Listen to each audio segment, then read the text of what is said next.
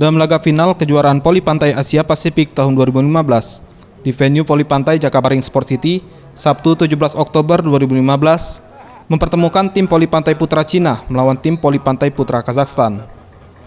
Di babak pertama, tim Kazakhstan yang diisi Alexei Sidorenko dan Dmitry Yakovlev langsung tampil menyerang tim Cina yang dimotori Li Jian dan Li Zhuoxin dengan melakukan smash keras di pertahanan lawan. Di mana set pertama mampu diraih tim Kazakhstan dengan skor 21-17.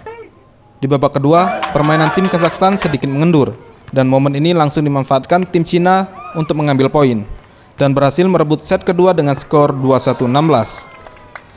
Pada babak penentuan di set ketiga, kedua tim langsung jual beli serangan, kejar-mengejar angka pun terjadi dan tim Cina berhasil menang tipis dengan skor 15-12. Dengan hasil ini, tim Voli Pantai Cina berhasil menjadi juara pertama dan berhak mendapat hadiah berupa uang sebesar 3.000 US dollar Amerika. Juara kedua, tim Kazakhstan dan mendapat hadiah uang sebesar 2.500 US dollar Amerika. Dan juara ketiga, tim Australia, setelah mengalahkan tim Voli Putra Indonesia dan berhak meraih hadiah sebesar 2.000 US dollar Amerika. Sementara tim Voli Pantai Putra Indonesia harus puas di posisi keempat.